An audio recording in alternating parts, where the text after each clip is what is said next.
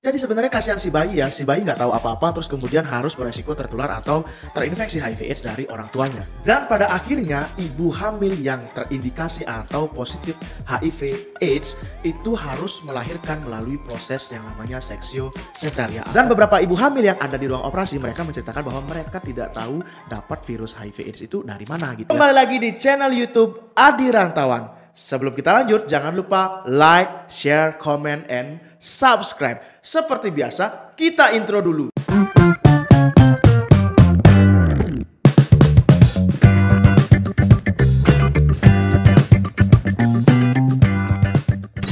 Edisi podcast Diran kali ini kita akan membahas lebih lanjut tentang HIV/AIDS.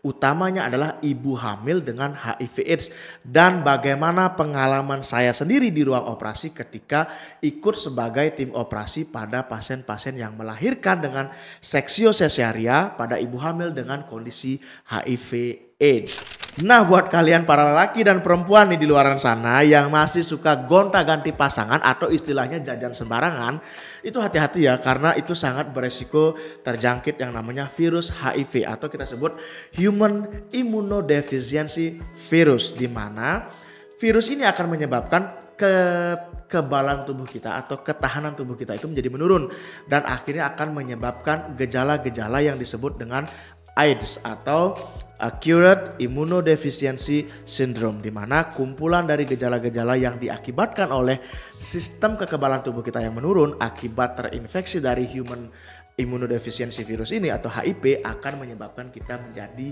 sangat lemah dan sangat rentan terjangkit penyakit. Di podcast Diran kali ini kita akan membahas sisi dari penularan HIV/AIDS dari ibu ke anak.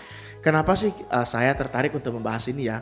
Saya sempat melakukan sedikit istilahnya survei kecil-kecilan ya di Instagram saya. Jadi kalian bisa follow Instagram saya @adirantawan. Nah di situ saya bikin semacam statement, kalian mau bahas apa nih, HIV/AIDS gitu ya. Jadi banyak yang komen saya mau bahas HIV/AIDS. Tetapi dari sisi mananya, ternyata mereka lebih tertarik dari sisi di ruang operasinya itu seperti apa sih. Kenapa sih harus dilakukan operasi pada ibu hamil dengan terinfeksi HIV/AIDS gitu ya? Kenapa harus dilakukan operasi sesar? Kemudian bagaimana sih proses operasinya? Dan kebetulan memang saya sendiri adalah perawat di ruang operasi dan saya sendiri adalah perawat anestesi. Jadi saya sering terlibat dalam sebagai tim dalam proses operasi pada ibu hamil yang secara emergensi pada akhirnya melahirkan dengan kondisi terinfeksi HIV/AIDS. Berbicara tentang HIV/AIDS ya, jadi sebenarnya ini sudah bukan edukasi yang secret lagi ya, bahwa edukasi ini sekarang sangat gencar dikerjakan atau sangat gencar dilakukan untuk memberikan pemahaman kepada masyarakat luas bahwa HIV/AIDS itu sangat-sangat istilahnya sangat-sangat berbahaya ya. Karena ketika kita sudah terinfeksi HIV atau Human Immunodeficiency Virus ini, maka dia akan langsung menyerang sistem kekebalan tubuh kita. Artinya kalau sistem kekebalan tubuh kita sudah diserang, maka kita tidak mampu lagi melawan penyakit-penyakit yang datang kepada kita. Karena bagaimana kita mau ngelawan ya, karena sistem kekebalan tubuh kita saja sudah diserang dan sudah menurun kemampuannya untuk melawan penyakit-penyakit tersebut. Bagaimana sih penyebaran dari HIV itu sendiri ya? Sebenarnya ada beberapa ya, menurut literatur yang saya baca, itu ada beberapa cara penyebaran dari virus HIV/AIDS itu sendiri. Yang pertama adalah hubungan seksual yang istilahnya yang sangat beresiko. Kenapa disebut beresiko? Karena hubungan gonta-ganti pasangan ya. Jadi antara satu pasangan, kemudian ke pasangan lain, kemudian ke pasangan yang lain lagi, dan begitu seterusnya, sehingga dia akan beresiko membawa si virus atau si HIV ini terbawa dari satu pasangan ke pasangan yang lain dan pada akhirnya akan menginfeksi orang-orang yang ada atau yang terlibat dalam hubungan seksual yang beresiko itu. Yang kedua adalah melalui penggunaan jarum suntik. Pada kasus-kasus transfusi darah, kemudian pada kasus penggunaan jarum suntik untuk pasien-pasien dengan kondisi narkoba gitu ya. Itu sangat beresiko terjadi penularan HIV/AIDS karena memang salah satu penularan dari HIV/AIDS itu sendiri adalah melalui pembuluh darah atau melalui darah gitu ya.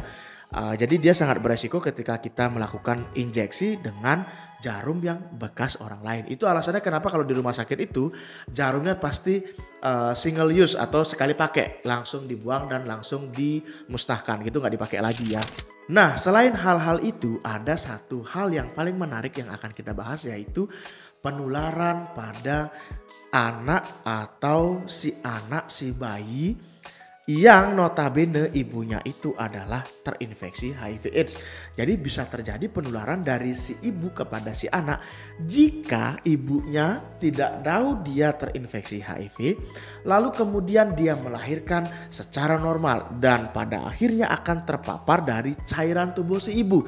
Dan si anak atau si bayi yang tidak tahu dosa ini, dia akan terpapar atau beresiko terjadi atau terinfeksi virus dari HIV itu sendiri.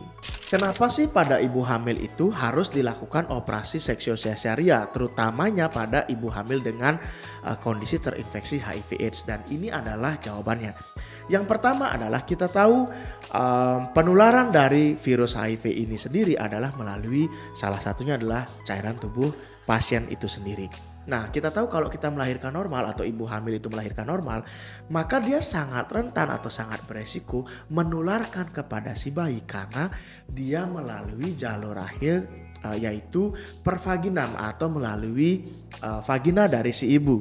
Nah, ketika lahir itu dia sangat beresiko terpapar dari cairan tubuhnya, cairan darahnya si ibu, dan itu akan menyebabkan anak atau babynya itu sangat beresiko terpapar HIV/AIDS. Itu alasannya kenapa ibu hamil dengan terinfeksi HIV/AIDS harus dilakukan operasi seksio sesaria atau tindakan SC. Kalian tentu penasaran kan bagaimana sih kalau ibu dengan HIV/AIDS itu melahirkan secara SC? Seperti apa gambarannya di ruang operasi atau gambaran tim operasi itu melakukan tindakan. Dan kebetulan karena saya adalah perawat ruang operasi, saya perawat anestesi, jadi saya mau sharing sedikit nih gimana gambarannya ketika dilakukan tindakan operasi pada ibu hamil dengan terinfeksi HIV/AIDS.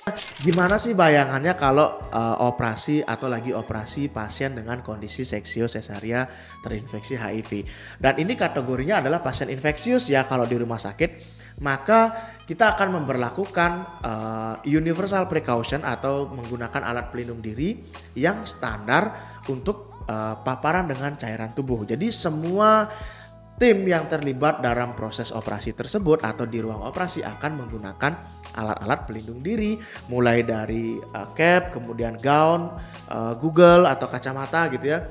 Kemudian handscoon-nya juga double, biasanya handscoon panjang sampai di sini. Kemudian gown juga, dan juga biasanya kita menggunakan hoodie atau istilahnya baju operasi yang dimana itu kedap cairan tubuh. Jadi kalau terpapar cairan tubuh itu nggak meresap ke dalam dan dia akan istilahnya tidak tembus ya atau kedap. Dan itu adalah standar sekali yang mesti dikerjakan untuk pada pasien-pasien dengan ibu hamil dengan melahirkan dengan kondisi infeksius HIV/AIDS. Yang pertama adalah pastinya kita pasti melakukan alat perlindungan diri. Itu yang pertama. Yang kedua tentunya kita melakukan pengkajian secara holistik kepada pasien mengenai dari riwayat penularan dan hal-hal lain. Biasanya sih beberapa pasien itu menyadari bahwa dirinya terinfeksi HIV/AIDS. Lalu biasanya mereka memiliki tingkat kecemasan atau tingkat ansietas yang lebih tinggi dari pasien-pasien pada umumnya. Kenapa? Karena mereka sangat khawatir atau ibu hamil ini sangat khawatir akan menularkan kepada si bayi gitu ya. Dan sesekali karena kalau misalkan dia dilakukan bius regional anestesi atau bius spinal gitu ya, kan pasiennya masih sadar ya. Jadi pasien itu akan kadang-kadang berinteraksi dengan kita tim operasi, utamanya adalah dengan kami perawat-perawat anestesi atau tim anestesi.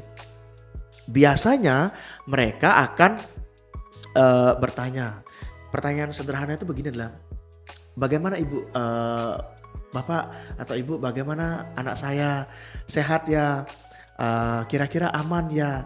Nah, pertanyaan-pertanyaan seperti itu sebenarnya saya di ruang operasi itu sedikit nelongso ya istilahnya, atau gimana ya bahasanya, itu kayak kasihan ya, karena kadang kita jadi bertanya, ibu Ibu kerja di mana? Jadi kita kayak nanya sambil menenangkan pasiennya. Kemudian sejak kapan? Pasti pertanyaan yang paling sering kita tanyakan adalah sejak kapan Ibu terpapar. Jadi kita kayak memberikan support atau dorongan, Ibu tenang aja. Kita tim operasi pasti akan mengerjakan dengan maksimal. Kita akan membantu Ibu semaksimal mungkin untuk mencegah atau meminimalisir paparan infeksi pada anak Ibu. Kita tahu Ibu pasti khawatir, tapi Ibu harus tenang. Percayakan kepada kami tim operasi. Pasti kita biasanya akan mengerjakan atau mengatakan hal-hal seperti itu. Dan yang paling sering mereka ceritakan, dan ini istilahnya disclaimer ya, jadi tidak semua pasien ya, tapi beberapa pasien itu akan curhat bahwa dia mengatakan saya biasanya istilahnya gini ya, biasanya pasien-pasien itu bercerita, yang paling banyak ceritanya saya dengarkan adalah saya dapat infeksi ini dari suami saya kesal sekali sama suami saya. Kenapa? Karena selama ini saya kan ibu rumah tangga ya, saya nggak pernah yang namanya istilahnya selingkuh atau saya berhubungan dengan orang lain gitu ya. Saya tinggal di rumah dan suami saya itu biasanya pekerjaannya ya adalah pekerjaannya gitu ya. Tapi nggak nyangka aja sih ternyata suami saya itu sering jajan Pak secara sembarangan. Bahkan setelah saya positif dan dia diperiksa dia juga positif, dia secara jujur mengakui bahwa pernah melakukan hubungan seksual dengan orang ini, dengan perempuan ini, dengan perempuan ini. Dan itu sebenarnya kan nyesek banget ya. Jadi kayak si ibu ini kan nggak tahu apa-apa, si bayi ini juga nggak tahu apa-apa, dan pada akhirnya mereka terpapar dari infeksi virus HIV itu sendiri, yang notabene mereka nggak punya resikonya, tetapi yang membuat resiko itu menjadi ada adalah pasangannya gitu ya. Jadi pasangannya sendiri yang melakukan tindakan beresiko sehingga mengakibatkan si ibu ini terpapar. Dan sayangnya adalah ketika si ibu ini tahu dengan kondisinya seperti itu, maka dia akan menjadi cemas dengan anaknya gimana nantinya. Bisakah seperti anak normal lainnya? Pasti perasaan-perasaan itu akan muncul, dan ini yang saya katakan kenapa pada ibu hamil itu, terutamanya kalau saya lagi sedang ikut tim operasi pada pasien dengan HIV atau dengan kondisi infeksius, saya pasti akan menenangkan si ibu dulu, menenangkan bahwa semuanya pasti akan baik-baik saja Bu, kita akan melakukan tindakan semaksimal mungkin, tetapi kita akan berusaha meminimalisir paparan yang terjadi atau paparan infeksi yang terjadi pada anak ibu. Tapi sekali lagi ini adalah salah satu tindakan pencegahan. Toh kalaupun nanti pada akhirnya terpapar ya kita sudah melakukan yang maksimal gitu ya. Artinya kita sudah mencegah terjadinya paparan itu. Dan ini sebenarnya yang paling sering saya temui di ruang operasi. Dan buat bapak-bapak nih atau buat ibu-ibu juga, nggak harus bapak-bapak sih, ibu-ibu juga, bahwasannya HIV ini kan menular ya. Jadi mulai dari sekarang itu mesti menjaga diri lah untuk tidak melakukan hubungan seksual yang beresiko.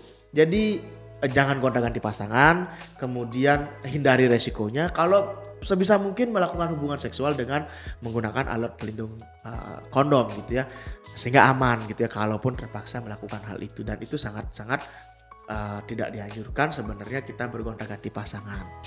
Lalu pertanyaannya adalah bagaimana dengan anestesinya atau bagaimana dengan tindakan anestesinya? Sebenarnya sama aja sih, kalau tindakan anestesinya sih nggak ada perbedaan ya. Kalau memang dia indikasinya emergensi, maka bisa dilakukan regional anestesi atau biasanya disebut dengan biospinal gitu ya, orang awam bilang. Dan yang kedua bisa juga dengan general anestesi atau di bius tidur. Dan ini tentu ada beberapa pertimbangan medis yang akan dikerjakan oleh dokter spesialis anestesinya nanti untuk pasien tersebut. Nah, itu tadi cerita saya terkait dengan bagaimana sih proses atau bagaimana sih gambaran ketika ibu yang terinfeksi HIV/AIDS itu melahirkan secara seksio sesaria atau dilakukan tindakan operasi. Saya istilahnya ceritakan sedikit lah gambaran di ruang operasi seperti apa, dan saya juga tadi sudah memberikan sedikit edukasi tentang HIV/AIDS.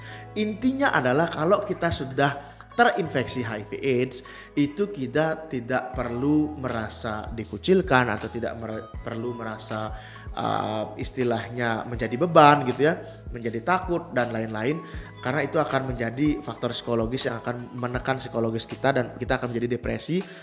Maka kita harus mencari dukungan moral, dan banyak banget komunitas-komunitas yang saat ini sudah ada yang mendukung atau memberikan support bagi anak, bagi istri, bagi laki-laki yang terinfeksi HIV/AIDS. Artinya kita juga bersama-sama mesti menghilangkan stigma negatif pada pasien-pasien dengan yang terinfeksi HIV/AIDS. Sekali lagi, misalkan kalau perempuan itu terinfeksi HIV, bisa saja bukan dia yang berperilaku beresiko, bisa saja dapat dari suaminya, atau anak-anak yang terinfeksi HIV bisa saja dapat dari ibunya, atau laki-laki yang terinfeksi HIV/AIDS itu bisa saja dapat dari istrinya yang berperilaku beresiko. Artinya semua beresiko terpapar atau terinfeksi HIV/AIDS dengan perilaku-perilaku yang beresiko tadi.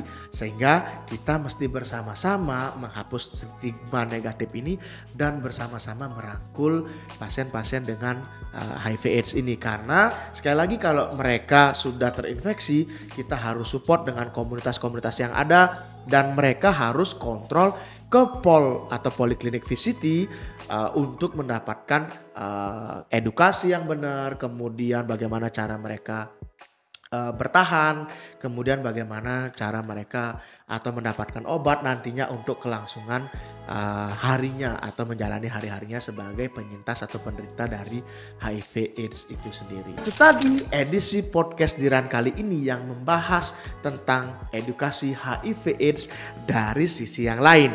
Sebelum kita akhiri, jangan lupa like, share, comment, and subscribe. Karena saya penting banget nih dapat dukungan dari kalian untuk makin bersemangat bikin konten. Dan saya sudah bikin baju nih. Ini ada tulisan YouTube Adi Rantawan. Sekali lagi jangan lupa like, share, comment, and subscribe. Terima kasih.